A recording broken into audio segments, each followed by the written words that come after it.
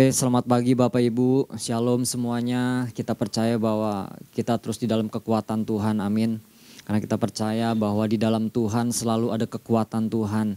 Di dalam Tuhan selalu ada pimpinan, penyertaan Tuhan yang selalu menyertai kehidupan kita sebagai orang-orang percaya. Oke, puji Tuhan Bapak Ibu, pesan Tuhan minggu ini yaitu jangan biarkan musuh merebut wilayah teritorialmu.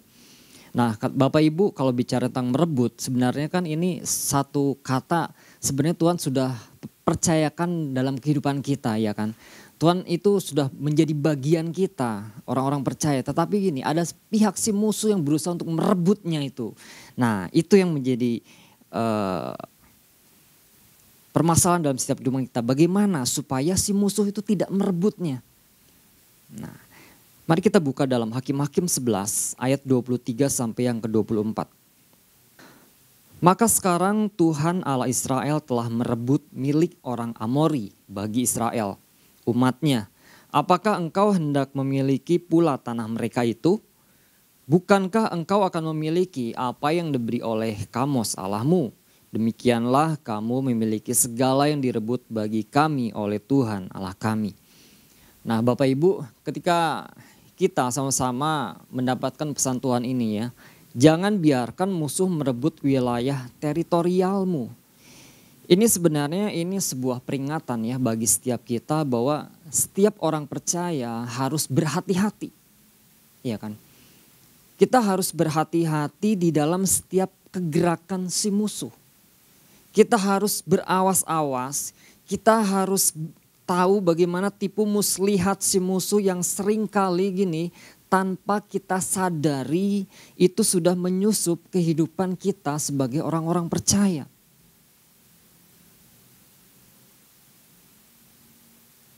Nah artinya jangan sampai ada kelengahan-kelengahan di dalam kehidupan setiap kita. Jangan sampai ada keteledoran-keteledoran di dalam setiap kehidupan kita.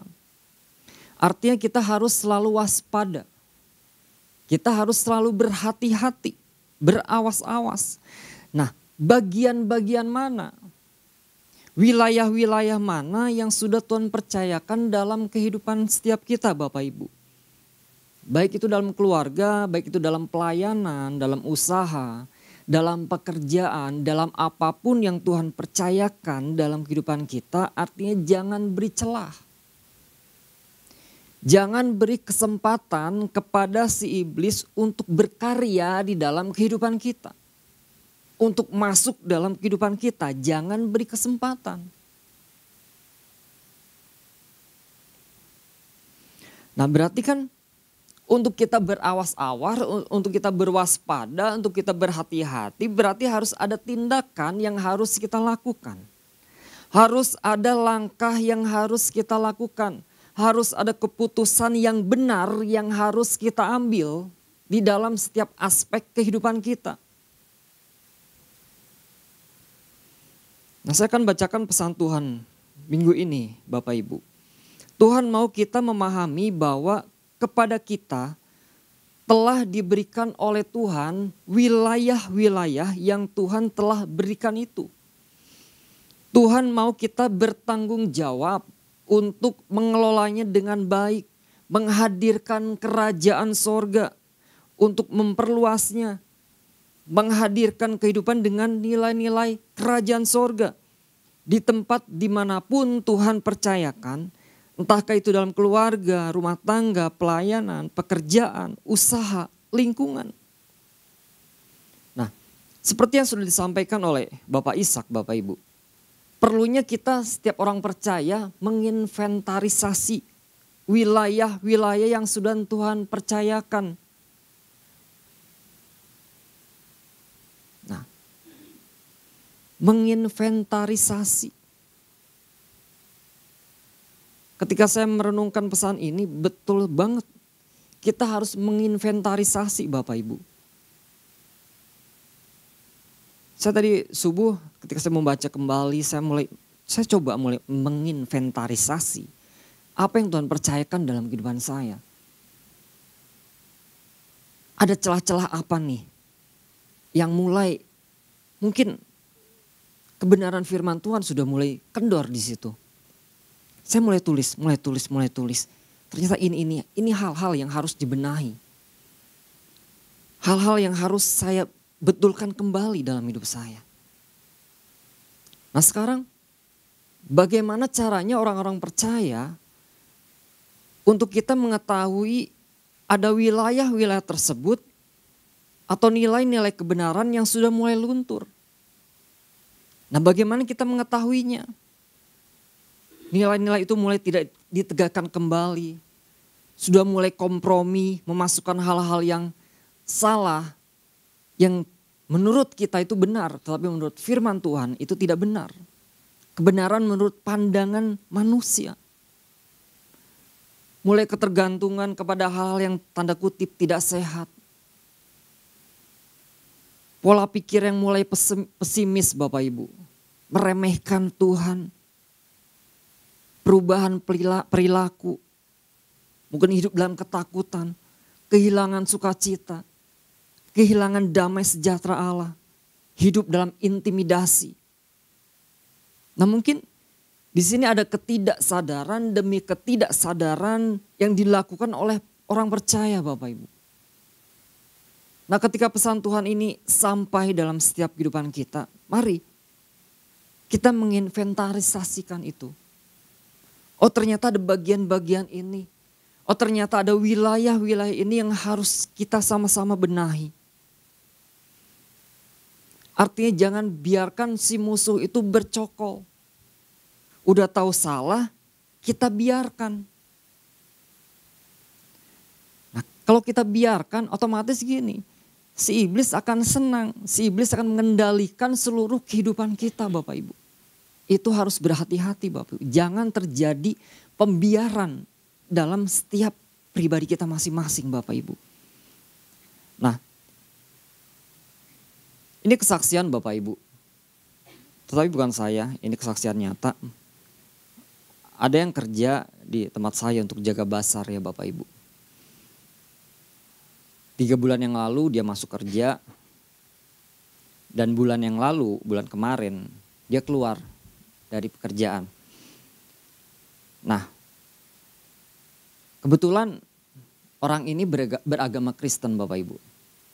Beragama Kristen dan setelah beberapa lama bekerja, beberapa minggu bekerja, saya lihat dalam pekerjaannya ada sesuatu yang aneh.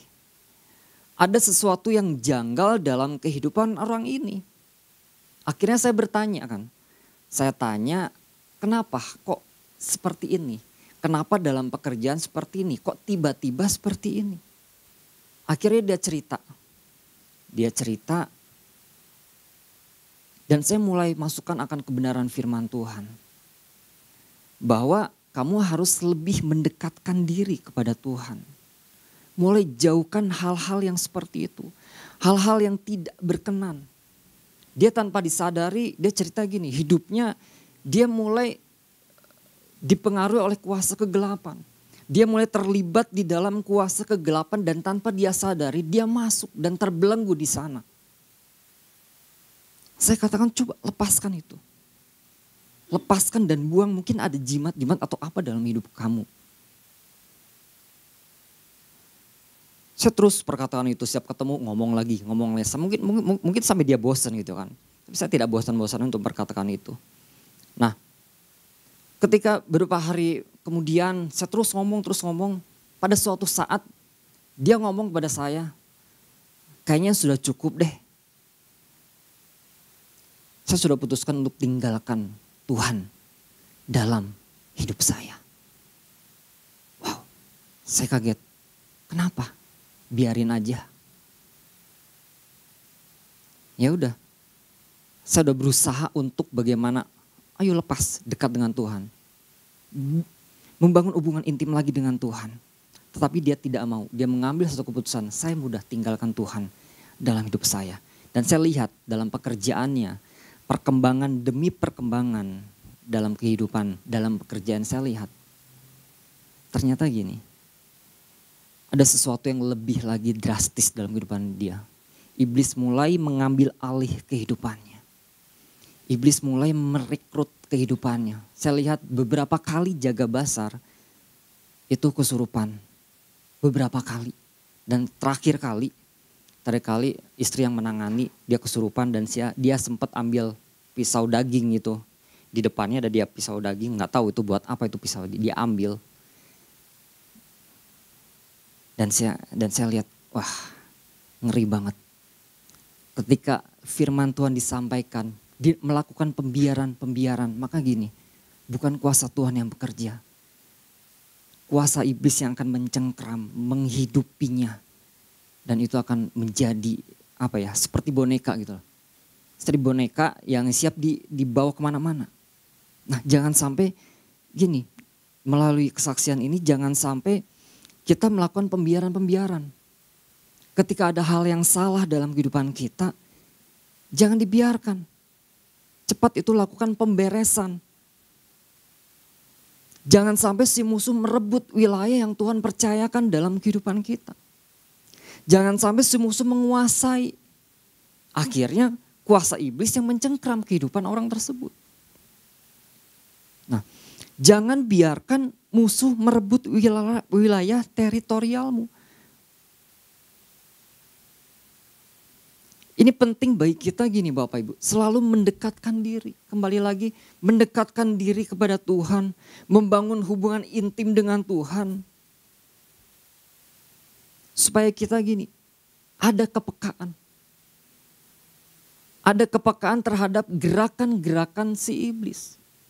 Ada kepekaan strategi musuh yang dia lakukan. Dari tidak menyadari dan akhirnya sadar, jangan sampai dibiarkan tetapi bereskan. Tegakkan kembali nilai-nilai kebenaran firman Tuhan.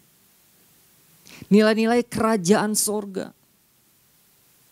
Pada setiap pada setiap wilayah-wilayah yang Tuhan percayakan.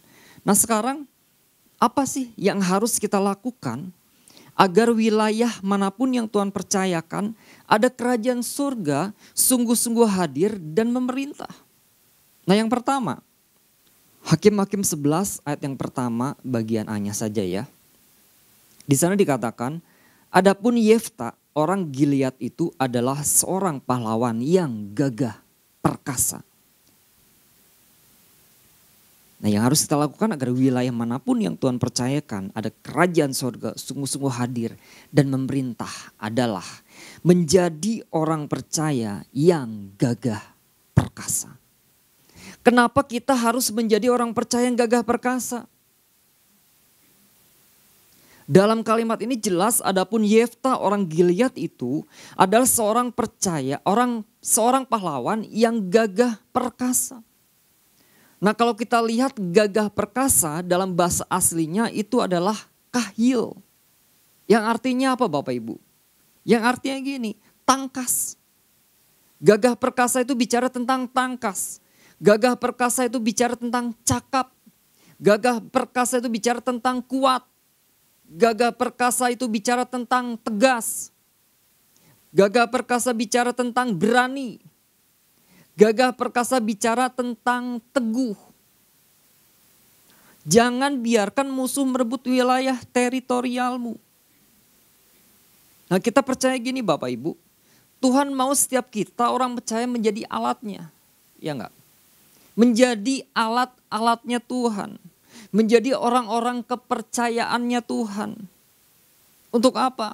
Untuk menggenapi tujuan Tuhan atas setiap kehidupan kita.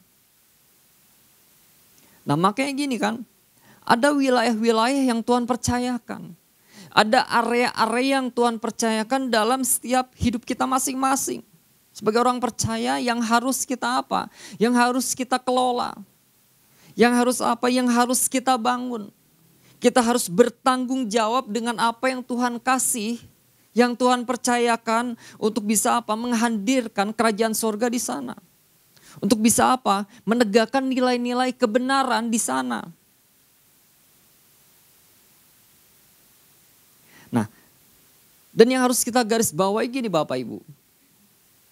Ketika Tuhan percayakan sesuatu, area atau wilayah tertentu dalam setiap hidup kita, pastinya gini, Ada oknum, si musuh yang gak suka akan perkara ini.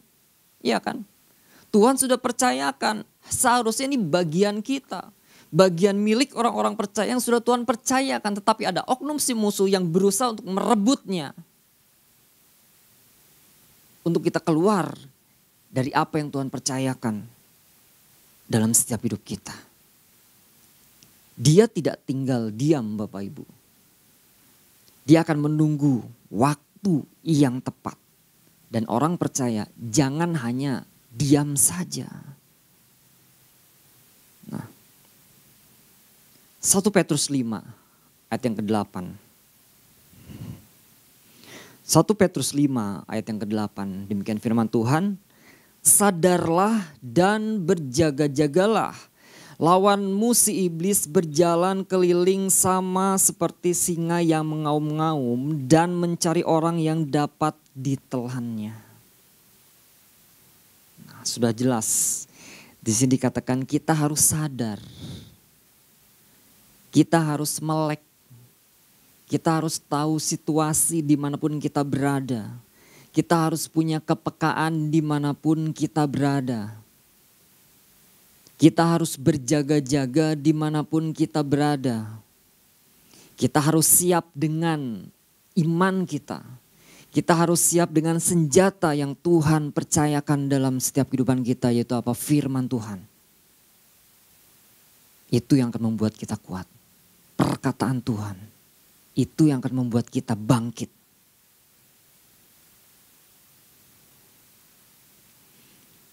Nah, artinya buka celah sedikit pun. Iblis gak tinggal diam. Iya kan? Buka celah sedikit pun, iblis akan masuk. Buka celah itu apa artinya? Memberikan kesempatan kepada si musuh untuk memengaruhi kehidupan orang percaya. Contohnya apa? Mulai kompromi dengan hal-hal yang enggak berkenan. Mulai hidup enggak sesuai dengan kebenaran firman Tuhan. Mungkin mulai ya enggak apa-apalah. Dikit-dikit. Enggak masalah.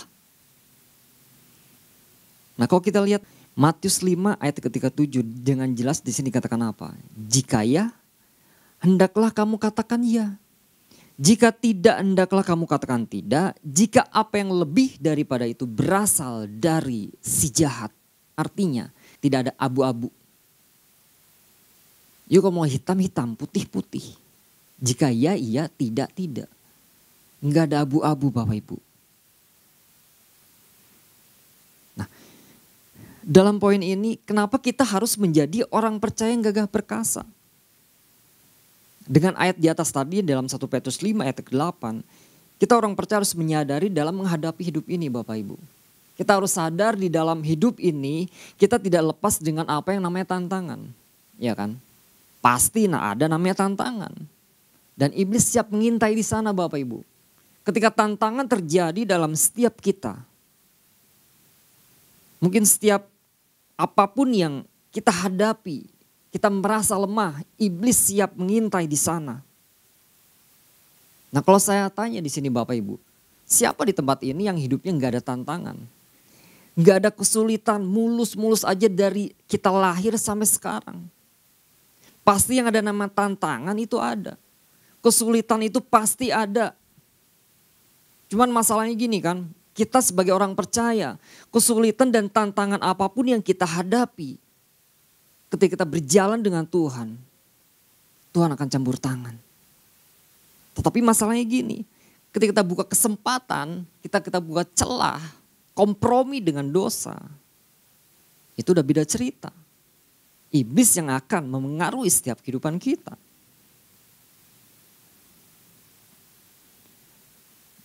Penting sekali orang percaya hidup gagah perkasa. Saya akan masuk ke poin Bapak Ibu.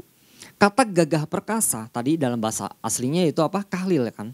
Yang artinya apa? Tangkas, cakap, kuat, tegas, berani, dan teguh. Nah sekarang ciri-cirinya orang-orang percaya yang gagah perkasa itu apa? Ciri orang percaya yang gagah perkasa. Yang pertama gini, Memiliki kekuatan iman. Memiliki kekuatan iman. Filipi 4 ayat yang ke-13. Sekali Yesus, tetap Yesus. Sekali kebenaran, tetap kebenaran. Artinya, ya Yesus tetap Yesus. Kan ada lagu kan, sekali Yesus, selamanya Yesus. Artinya selama hidup kita, apapun yang terjadi, apapun yang kita hadapi, tantangan apapun yang kita hadapi, sekali Yesus, tetap Yesus. Memiliki kekuatan iman. Filipi 4 ayat 13. Segala perkara dapat kutanggung di dalam Dia yang memberi kekuatan kepadaku. Siapa yang memberikan kekuatan kepada kita? Manusia, bukan. Yang memberi kekuatan kepada kita hanyalah Yesus itu sendiri. Firman Tuhan. Artinya kepercayaan dan totalitas iman kita kepada Tuhan bahwa apapun yang terjadi dalam hidup ini, tantangan apapun yang akan kita hadapi, kita bawa ke dalam Tuhan dan kita berkata, Tuhan, apapun yang Engkau percayakan dalam hidup saya, wilayah apapun, manapun yang Tuhan percayakan dalam hidup saya, baik tantangan, kesulitan, apapun yang aku hadapi, di dalam Tuhan ada kekuatan. Menaruh kepercayaan dan totalitas iman kita kepada Tuhan. Memiliki iman yang kuat sekali Yesus tetap Yesus. Yang kedua, ciri-ciri orang percaya yang gagah perkasa yaitu memiliki keteguhan hati. Memiliki keteguhan hati. Ulangan 31 ayat yang ke-6. Demikian firman Tuhan. Kuatkan dan teguhkanlah hatimu. Janganlah takut dan janganlah gemetar karena mereka. Sebab Tuhan Allahmu dialah yang berjalan menyertai engkau. Ia tidak akan membiarkan engkau dan tidak akan meninggalkan engkau. Dan kita harus sadar Bapak Ibu. Saya katakan tadi kan ada tantangan yang akan kita hadapi. Mungkin ada masalah, rintangan yang akan kita hadapi dan di situ kita memerlukan keteguhan hati. Keteguhan dalam mempertahankan kebenaran firman Tuhan bahwa saya tidak akan goyah, saya tidak akan terpengaruh dengan situasi apapun dalam kehidupan saya. Saya tidak akan memberikan suatu celah dalam kehidupan saya dan berjalan di dalam ketetapan firman Tuhan. Nah, memiliki keteguhan hati. Hati yang tetap untuk apa? Berdiri di dalam kebenaran firman Tuhan. Ini proses Bapak Ibu. Ini langkah yang harus kita ambil. Mempunyai keteguhan hati. Lalu ciri-ciri berikut yang ketiga apa? Memiliki keberanian. Nah, memiliki keberanian. Gagah perkasa itu bicara tentang apa? Memiliki keberanian. 2 Timotius 1 ayat yang ke-7.